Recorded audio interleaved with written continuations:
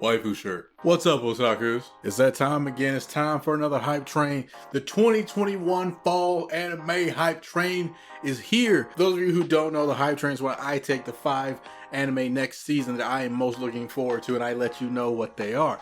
Now, I don't do recurring anime and I don't do returning anime. I like to do brand new, fresh out the box anime. But I'm ready to talk about some anime, so let's dive on in. Let's hit the music and let's get it.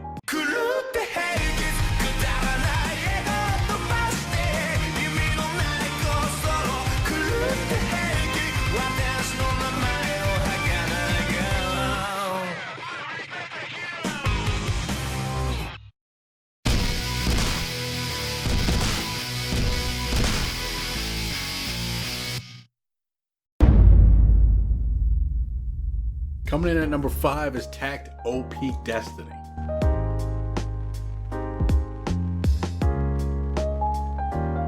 The synopsis says, in the story of the anime, one day a black meteorite fell on the world and the world completely changed. The meteorite produced grotesque monsters called D2, which started running rampant. D2 very quickly banned all music, which was the one thing able to overcome them. But there were some people who resisted the D2. They are young women who hold the power of music, the music heart. These young women hold scores that are able to defeat the monsters, and there are also people who lead these women, the conductor. The anime takes place in America in the year 2047, which has fallen to ruin thanks to the D2. Tact, a conductor, is partnered with a music heart named Ume. I can read. Tact yearns for music to be returned to the world, and Ume wishes to destroy the D2. Their aim is to travel to New York. Hype for this because it sounds pretty cool. I want to have a good music, but it also has like a little bit of action, a little bit of drama, you know, that kind of stuff. I can get down with that. Now, I'm hyped for it, but my expectations for it aren't extremely high because remember, listeners, I thought listeners was going to be something completely different from what it turned out, but what it turned out to be was something fun. Now this, I'm expecting this to not be as fun. I think this is going to be a little bit more serious, and I'm down for a little bit more seriousness, even though it's kind of silly if they ban music because music can defeat them. But if there's anything that anime can do, it can make something stupid something amazing. And I'm hoping that this is not an exception. Next on the list is Sakugan.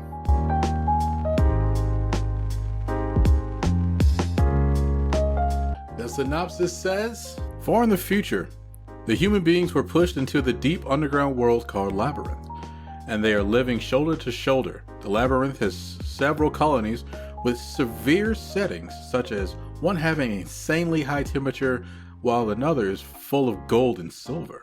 I know where I want to live. Among those is the colony of Pinyin. Resides a curious 9-year-old girl named Mimipyu and her father, Gaganbar. Not really sure if I said those names right. As workers aiming for survival, they live with the lowest profession of riding a working robot to dig ore. One day, Mimipyu pestered Gaganbar, a cave examiner who makes maps of the internal part of the labyrinth, to go travel together with her to find her mother.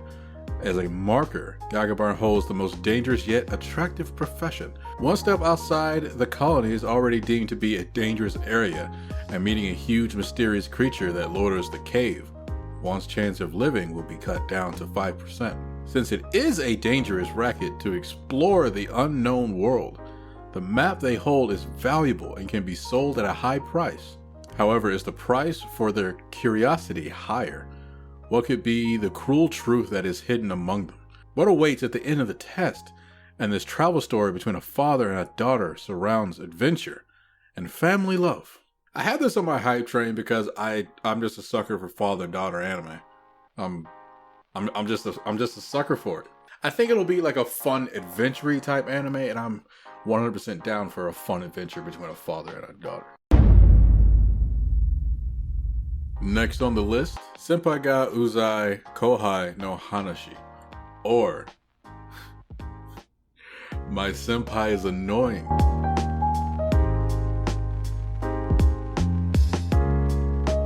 The synopsis says, Igarashi Futaba's new job would be great if her senpai, Takeda Harumi, wasn't so incredibly annoying.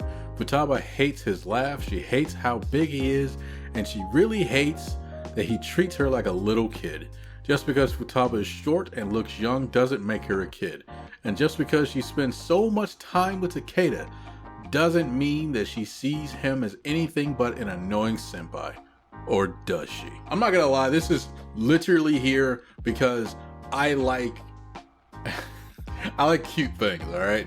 I read the manga of this, I love the manga. The manga is so cute, it's adorable, which is why I'm a little bit more hyped for this one than I probably should be. Yeah, man, this is here because I love the manga and I feel like I'm gonna just love the anime too. Next up is Mieruko-chan.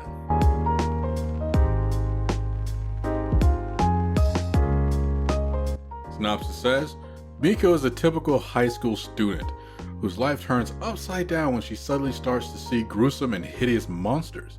Despite being completely terrified, Miku carries on with her daily life pretending not to notice the horrors that surround her. She must endure the fear in order to keep herself and her friend Hana out of danger, even if that means coming face to face with the absolute worst, blending both comedy and horror. Marukochan tells the story of a girl who tries to deal with the paranormal by acting indifferent towards it. It's gonna be beautiful. This is something I've heard about a lot. Like I've heard about it a lot, and people really like the manga. So I check out the manga. I like the manga. The manga is funny. The manga is pretty damn good. So I'm expecting this to be just as good, if not better.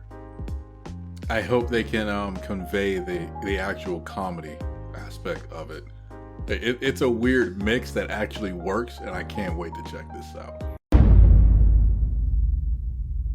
And last but not least, we have Komi-san cannot communicate.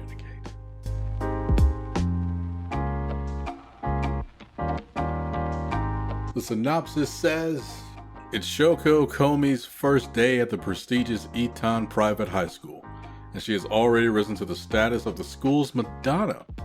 With long black hair and a tall, graceful appearance, she captures the attention of anyone who comes across her. There's just one problem though. Despite her popularity, Shoko is terrible at communicating with others. Hiro Tadano is your average high school boy, with his life motto of read the situation and make sure to stay away from trouble. He quickly finds that sitting next to Shoko has made him the enemy of everyone in his class. One day, knocked out by accident, Hiro later wakes up to the sound of Shoko's meow. He lies that he heard nothing, causing Shoko to run away. But before she can escape, Hiro surmises that Shoko is not able to talk to others easily. In fact, she has never been able to make a single friend. Hiro resolves to help Shoko with her goal of making 100 friends so that she can overcome her communication disorder. For those of y'all who read the manga, y'all know why this is here. For those of you who haven't read the manga, you're in for a treat. Komi-san is one of the more wholesome stories that have come out in the recent years. Like, it's right up there with Takagi-san and Uzaki-chan and Nagatoro. And Nagatoro was wholesome in a weird way, but it's weirdly wholesome. Like, I'm so excited to actually check this out. I'm so excited to actually see. I can't stop smiling. I'm sorry. But yeah, this is number one because for me, this is just like Nagatoro last season, which would have been number one on the hype train for then. I love the mangas. Like most of this stuff is either I read the manga and I know I'm gonna love it, or I'm interested to check it out. This is something I read the manga to and I'm super excited for it. But yeah, that's the hype train. Those are the 5 anime that I personally am the most hyped to watch. Now, there are things that are returning that I'm also hyped. I usually watch everything in the season has to offer anyway, just to check out and make sure I find some hidden gems that I wasn't too hyped for. What are you hyped for? Put it down in the comment section down below. While you're down there, leave a like and subscribe if you haven't. Stay safe, stay out of trouble. I love you, and I'll see you guys in the next video. Peace.